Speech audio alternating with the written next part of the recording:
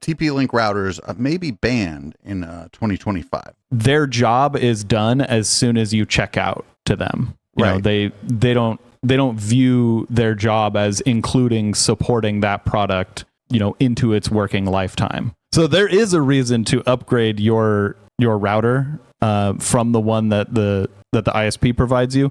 And to everyone listening, you should check this. If you are using your ISP's provided router, Open-WRT 1 is a router designed with software freedom and the right to repair in mind. So you could buy me one of those, and then I could do a follow-up about whether it's better than the little Eero thing that I've been renting for $5 from my Amazon wish list, which is linked in the show notes.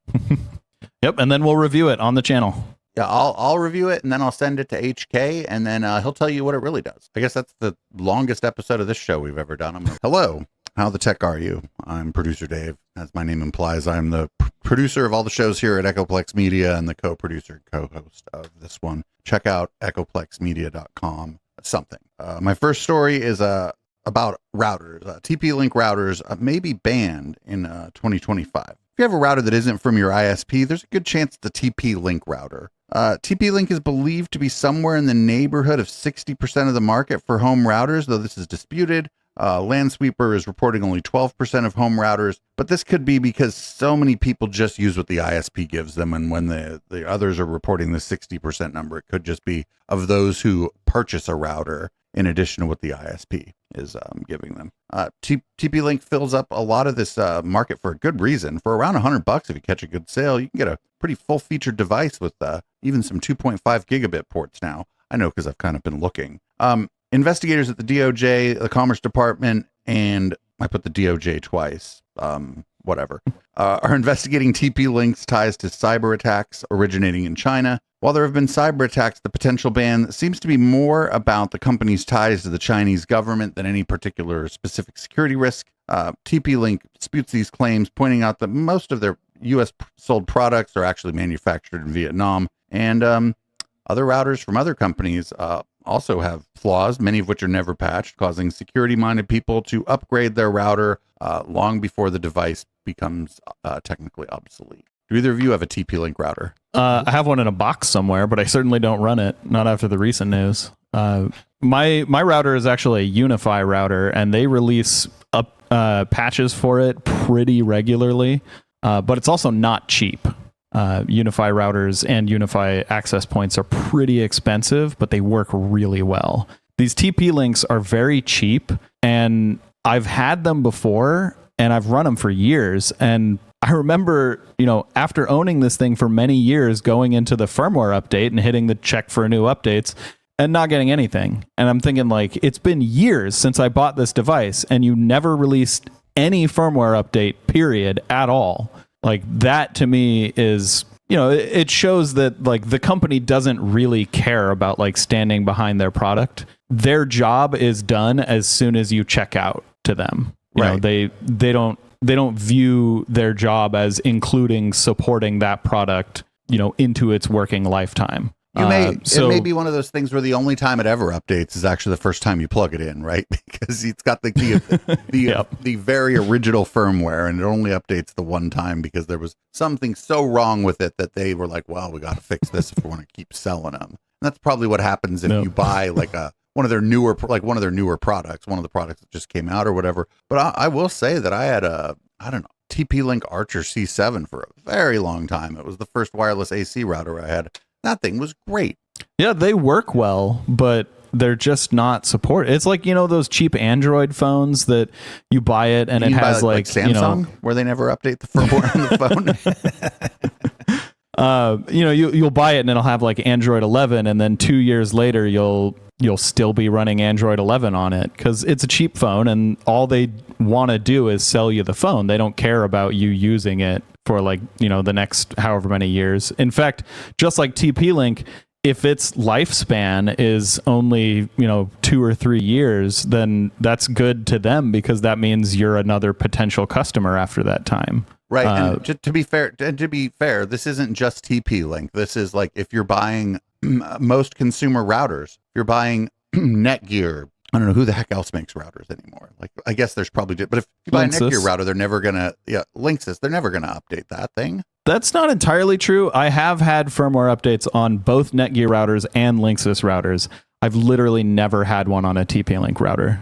So I do think that, like, at least with the higher end products from Netgear, I've seen them update. I've had some of their, like, I think it was called an MP60. It had like 2 firmware updates while I used it. And I had one of those old Linksys router. I haven't owned a Linksys router in years, so maybe it's changed. But I remember getting firmware updates fairly regularly. You're talking about the blue one that everybody had, right? Yeah. Yeah. Yep. The wireless G. Yeah. That was. Yep. That router was a G. Yep. Everyone owned one of those things. The vast majority of people, if they have Comcast or whatever, there's no reason that they can't just use the router that came with their service. And Comcast upgrades the firmware on those things, but not for you. They do it for themselves. They do it so that they can do bad things to you because they're Comcast. Yep.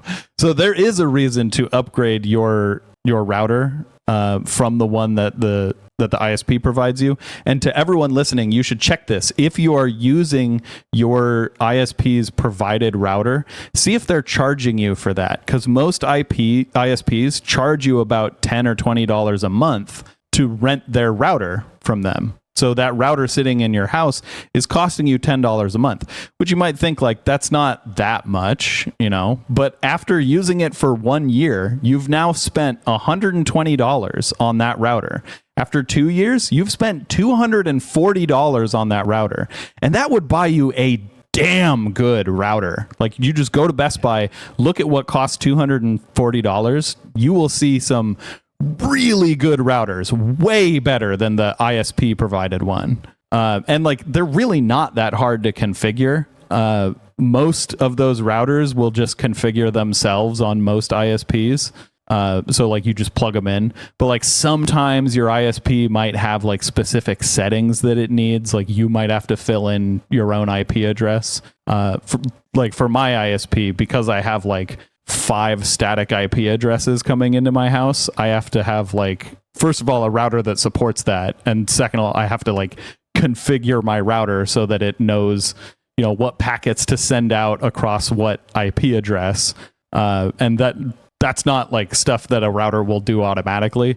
So like, in my situation, I have to have like specialized equipment, but for the vast majority of people that would never be in my situation, they just buy whatever like their basic internet plan is from their ISP.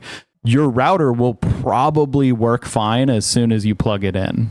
Right. And if it doesn't, you just call your ISP and tell them, hey, I plugged in a new router. Can you reset my modem? Right. Because a lot of them will tie themselves to the MAC address of whatever is plugged into them. A MAC address is like the address of the physical hardware. It's not your IP address. Your IP address can change. Your MAC address, I mean, technically it can change, but it's not supposed to. Your MAC address is tied to like that physical port on your router, the yellow port, usually the one that's labeled WAN. And if your ISP ties to a specific MAC address, then changing your router to another one, it won't work automatically. You'll have to call your ISP and tell them like, hey, I just put in a new router. So, can you reset my modem? So I want to ask if either of you, if you've looked into this, if you think that these routers are really that insecure, if we're dealing with more just fear of Chinese companies here. They are really that insecure. There was a quite popular one that's several years old now, and it's out of its service lifetime, and it has a very critical security flaw, and TP-Link is refusing to issue new firmware for it. And also the amount of security flaws that are found on specifically TP-Link devices is much higher than any other manufacturer. But is that because they're taking up so much of the is that more a matter of, is it more likely that people are going to find these flaws because there's just so many of these damn things out there? I don't think so. I think it's a matter of they don't put a whole lot of engineering effort into the software that runs on these things. So they're oftentimes running extremely outdated kernels. Whether they're using a Linux kernel or a BSD kernel or whatever, they're extremely outdated. They have glaring security flaws that, the only hope you have is that like that security flaw, that particular security flaw is behind some feature that you're not using. So what you're saying is this is incompetence again, not malice. Yes. Maybe it's probably incompetence. Maybe purposeful incompetence because it's penny pinching. Yeah, I mean, there's a reason that the routers are so cheap. There's like basically no engineering effort that goes into the software. They designed working software once to get the device out the door, and that's it. Whereas these other companies, like Netgear, has people that work on the software for older devices. They have engineers that do work on that software. Maybe it's not their like full-time job working on those old devices, but like when a security flaw is found in one of those old devices, they have people there that A, know how to fix it, and B, are paid to fix it. Whereas TP-Link, it seems, I can't say this for sure, but it seems like as soon as they get a device out the door, they might support it for maybe a couple months before it's whatever firmware is on there is the firmware that it will have for the rest of its life. I'm just using the ISP provided gateway, but it's from Sonic and it's just an Eero. All it does is puts Wi-Fi in my little apartment and then sends an Ethernet cable to a switch that I have that is probably TP-Link. Well, their switch is like an unmanaged switch. The likelihood that there's going to be a security flaw in an unmanaged switch is essentially zero because what it's doing is so rudimentary that and there's not really any security behind it anyway. It's not doing NAT. It's not doing any sort of like port anything where anybody would use some flaw to get in. Like the biggest security vulnerability it could have is like allowing packets to go across the wrong cable, which if it's all your devices anyway, it doesn't matter. Right. I guess the security flaw would be me allowing somebody to plug some shit into it. Yeah. But definitely do check out, like I said, if you're using your ISP's router, see if they're charging you for that. Because most ISPs will charge like $10 a month, which, like I said, it doesn't seem like a lot, but it really adds up if you're on that plan for like several years. After 4 years, you've paid an almost $500 for that piece of shit router. So as far as I'm concerned, paying Sonic $5 a month for this little thing the size of a hockey puck that basically provides Wi-Fi and then lets me spit out another Ethernet cable to a switch, that's a deal, friend. Then I don't have to worry about it. $5 a month isn't too bad, but you're still spending $60 a year. Oh, they tried to talk me in because it's Eero. They're like, you should get a mesh system. I'm like, where would I put the other one? In the neighbor's apartment. Right. Do you want us to just like, what do you mean? Where would the other one go? So I have another story. It's about a router, and this is a better router story. This is Open-WRT1 is a router designed with software freedom and the right to repair in mind. So this is probably pretty much the exact opposite of the TP-Link philosophy. The board is produced by Banana Pi. It's got a dual-core MediaTek processor, 1 gig of memory, Wi-Fi 6, a 1 gig and a 2.5 gig Ethernet, and an M.2 slot for storage upgrades. This thing comes with bare stock Open-WRT installed on a small onboard NAND flash module, and you can purchase bare board units or unofficial kits with a case and a power adapter. The latter can be had for as low as $90, though right now it's $110 on Amazon. And if anybody were to check out the Eplex Media wish list from Amazon, you could buy me one of those, and then I could do a follow-up about whether it's better than the little Eero thing that I've been renting for $5. Cool. I would guess it's going to be a lot better than that thing that you're renting. Just because like Open-WRT has so many features in it. It's got like you can send, I'm pretty sure it supports VLANs. So like you could have multiple IP addresses just like I do. In my, like I have over here, I have my like network equipment, and I have like, the router at the top, and then there's a switch, and depending on which port you plug into on the switch, you'll have a different external IP address, which is like something that a standard router will not do at all. And that's something that a standard user such as myself will not bother with. But yes, But like I was saying, like I would definitely be inclined to check this out. I'm not inclined to spend $110 on it right now.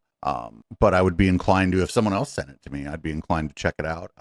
It still wouldn't. The one thing that annoyed me about it a little bit, but it's the first iteration. Maybe they'll have a better one. Is that so you have a 2.5 gigabit port. Okay, well then the other port's only 1 gigabit. So what is that? Is that so that you can not have 2.5 gigabits on your Wi-Fi, or so that you can not have 2.5 gigabits going anywhere else, because the thing coming into it is only 1 gigabit. Like, so if you have a greater than 1 gigabit internet plan, then you'll need you'll need like a 2.5 gig switch connected to that, and then you connect your devices to that 2.5 gig switch. If you connected a switch, like even if it's a 2.5 gig switch, if you connect it to a 1 gig port, it's not going to be able to do. But that's what I'm saying, is there's no way to get 2.5 gigabits from the internet from this thing. Oh, it's only got a 2.5 gig and a 1 gig LAN port and a 1 gig LAN port. Those are the two. And the WAN port is not 2.5 gig. They're interchangeable. You know how like some of the new switches, okay, like you plug one, you could plug either into either side, and the thing is a genius and figures it out. But this is the first iteration. They're just doing it on like an SBC that probably wasn't necessarily designed specifically to do this, right? So this is the first iteration. Yeah, Banana Pi, in case any of our viewers don't know, they manufacture SBCs, and a lot of their SBCs are either direct competitors with Raspberry Pi, meaning they're meant for compute. They're meant for like dropping into smart devices that you're building, or like little robotics or something, or like to drive like digital signage or something. Or Banana Pi has another big segment that's specifically networking equipment. Like they make SBCs with a bunch of network options. This one seems to be neither, because it's got like a dual core processor and a gig of RAM. It's fine for the thing that it's doing, and no problem here, right? This is iteration one for like people who are interested in tinkering on it. That probably, like, I have up to 10 gigs on my internet connection. Wow. I'm not going out and spending $5,000 on routers and switches so that I can take advantage of it. But it wasn't. Oh my God, 10 gig routers are so expensive. Yeah, I don't care. And like it's Sonic. They're a good company. They have a good reputation here in the Bay Area. But I imagine if everybody hooked all that stuff up and started running speed tests, the Sonic building would burn down or something. Like they're not, but it's interesting. And I did think about, there was a TP-Link router I was looking at that had a couple 2.5 gigabit ports, and I'm like, what is this, just to show off a speed test? We're fine here with my 1 gigabit switches and routers. We're okay. We're doing okay here. Well, another use for these Banana Pi boards, something that I see a lot of people recommending Banana Pi specifically for, is NAS applications. So like there's one specific Banana Pi board, I can't remember the name of it, but it's got like 4 different network ports, and it's got several SATA ports and several M.2 slots. So that one is specifically for NAS applications. So this might be a board that they kind of repurposed from a NAS application. Because it's certainly not for compute, right? With the two core processor and a gig of RAM. But this, this is the first iteration of it. I'm not mad at them. This seems like a very cool device, and I'm surprised that actually, seeing how they were talking about how this is, the 20th anniversary of Open-WRT. I'm surprised that we haven't seen boards like this previously that were built specifically to run Open-WRT and like came installed with it, because I'm just real surprised that we haven't seen this before. Yeah. I think Open-WRT gets its name from that blue router we were talking a while ago. It was they were able to run DDWRT on it. Yeah. And that router, if you could get one nowadays and like manage to, well, I'm sure there's nothing really fragile in them, so I'm sure a bunch of them still work. I doubt you could install the latest Open-WRT on them, but like those things were like where that Open-WRT started. Right. So Yeah, I'm surprised, like, even back then that someone didn't decide, hey, this is a really good application. You know, people obviously want machines that can run Open-WRT. Let's make one specifically for that. And I mean, this isn't to say that you can't just put Open-WRT on something like a Raspberry Pi or whatever. You can turn these things into routers. But I'm just surprised that like nobody was like, wait, this is a product we could sell. Like, yep. I mean, this is America after all. Oh, you know what? It doesn't have a gun. Give it a gun option. Yep. Then all the rednecks will buy them, and they'll have Wi-Fi and 45 ACP. I'm probably not the right use case for this. I think somebody like UHK would be a better use case for this, to see if it does if it's capable of like holding up to, like, if it's able to do what the router at the top of your rack is doing, but it's only like the size of a deck of cards, or if it melts, or if there's some limitations because of the if the hardware is just not capable of some of it. That you'd be a better use case for testing this and like doing a review of it, I think, because I'd just plug an Ethernet cable into my laptop, be like, oh, I'll use the defaults. Oh crap, I have Wi-Fi and all my wired devices have internet. This thing's great. But that's not really a test. But that's how a normal person would use it. And it's in that $100 price range, where if it's easy enough where I could do it in 5 minutes by plugging a cable into my laptop and following the instructions, then maybe that is a good test for something like this. Because not everybody out there is doing what you're doing. And then this $100 price point, especially if they're kicking TP-Link out of the market, it'd be great if this thing picked up some of that, wouldn't it? Yeah. And Wi-Fi 6, even though it's not that new anymore, it's fine. The things that were introduced in like Wi-Fi 6E and Wi-Fi 7, they're nice to haves, but Wi-Fi 6, like the difference between Wi-Fi 5 and Wi-Fi 6 is so much bigger, especially if you're like me and you have tons of little smart devices around your house that use Wi-Fi. Like I have like probably, I would guess 40 things around my house that are on Wi-Fi. And like, if I was, most of them are light bulbs. I think I have around 20 smart light bulbs. And then I have like smart proximity or contact sensors for the windows. I have like smart locks for the garage door. We have a smart garage door opener.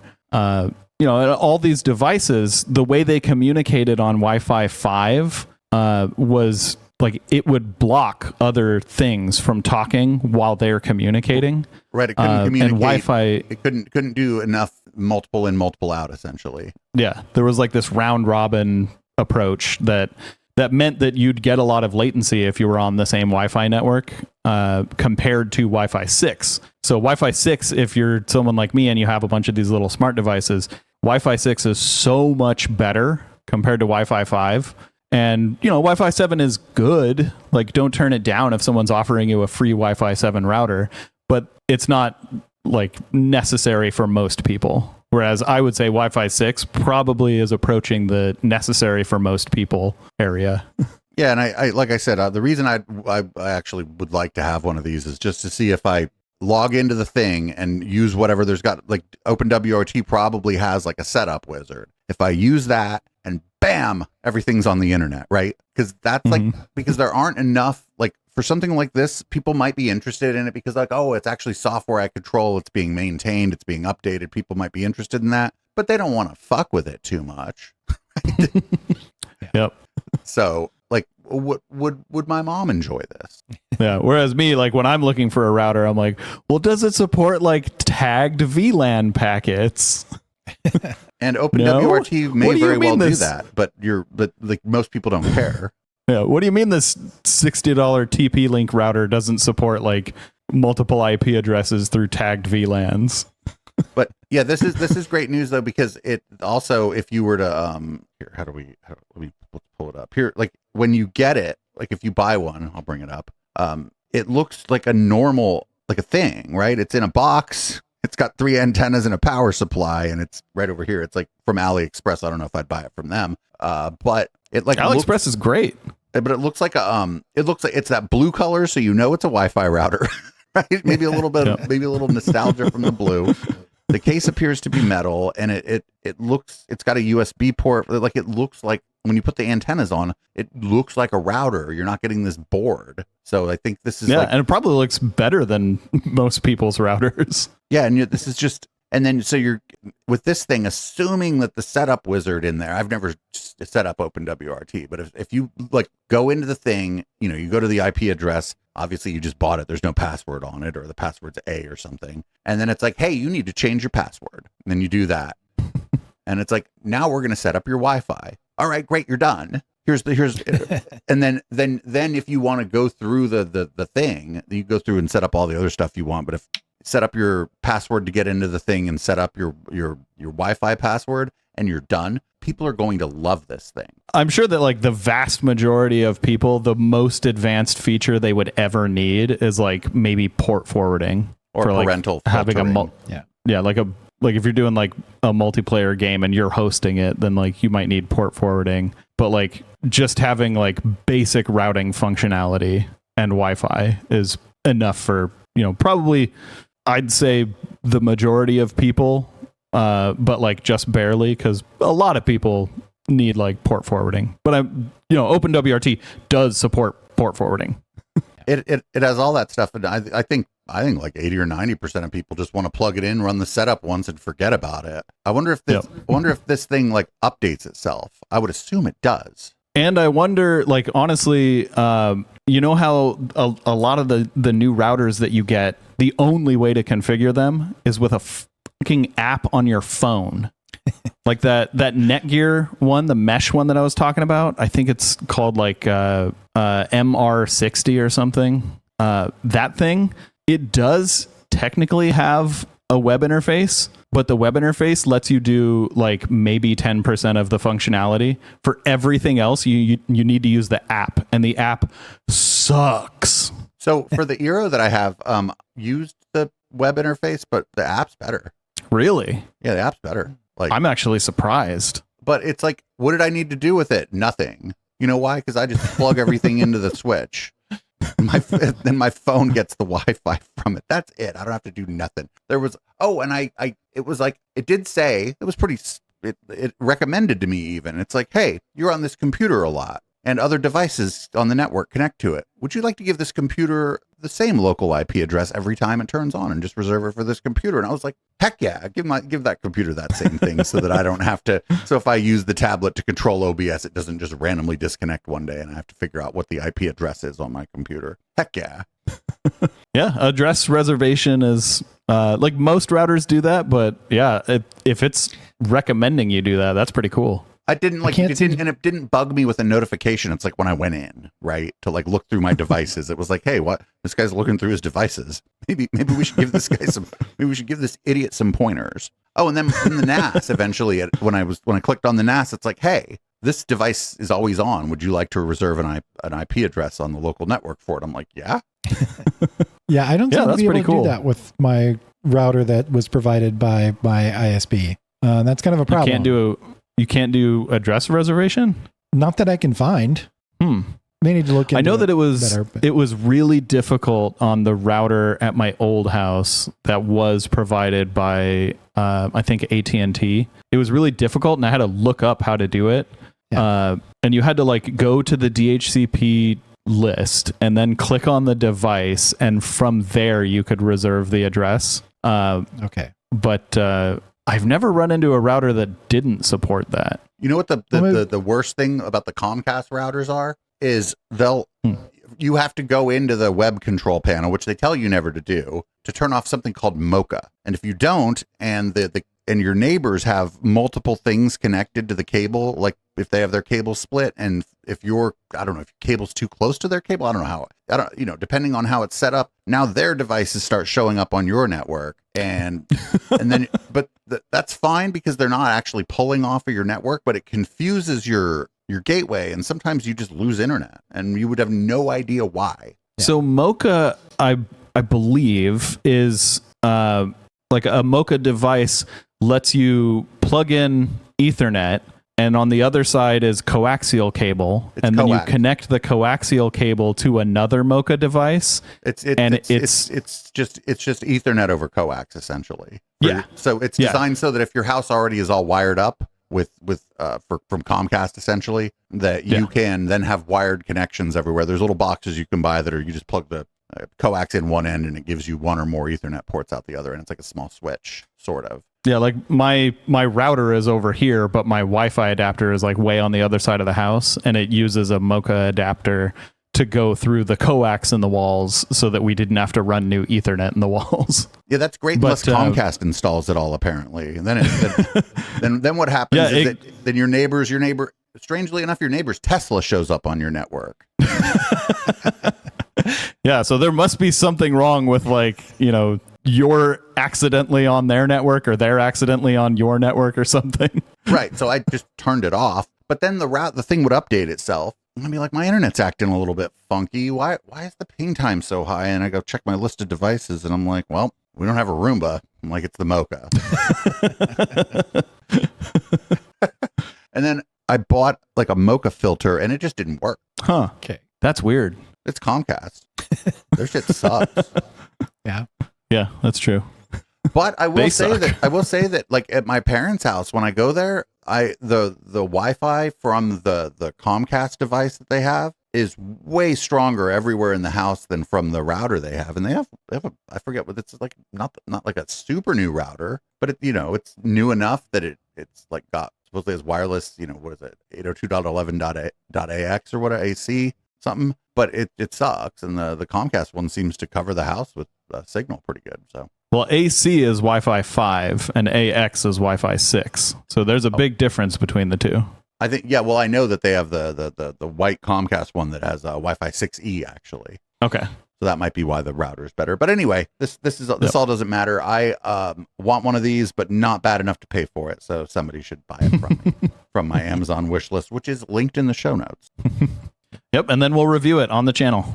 Yeah, I'll review it and then I'll send it to HK and then he'll tell you what it really does. Or I'll review it. I could probably. I'll review it and I'll say this works great. I'm keeping it. You can't have it. Like I went into the thing and I plugged everything in and it does exactly what the old one did, but I don't have to pay anybody $5 a month for it. I could probably review it and actually use all the advanced features and see how they work, especially compared to what I have right now as a Unify router. And these are real enterprise class stuff. I don't know if they're technically enterprise class or prosumer class, but they're incredibly good routers. The kind of stuff you would use for a hotel's network. You ever tried to get on the internet at a hotel? Well, I mean, in fairness, imagine, your average hotel might have 600 rooms, right? So that's 600 different areas that need Ethernet. So you need to have a huge network, and also imagine how many APs, if you have a 10-story building, imagine how many APs you need to cover every single part of that building. You might need 4 per floor, maybe. And then come to find out your neighbors know your password and are using it in their apartment too. Well, I'm talking about a hotel where that's what Wi-Fi I mean is be. that people in other buildings have found out the password and they're using it too. Yeah, and a lot of those hotels, they need what is it called? It's that thing where basically the DNS server acts to the first time you make a request, no matter what it is, it'll gate you at a terms of service page.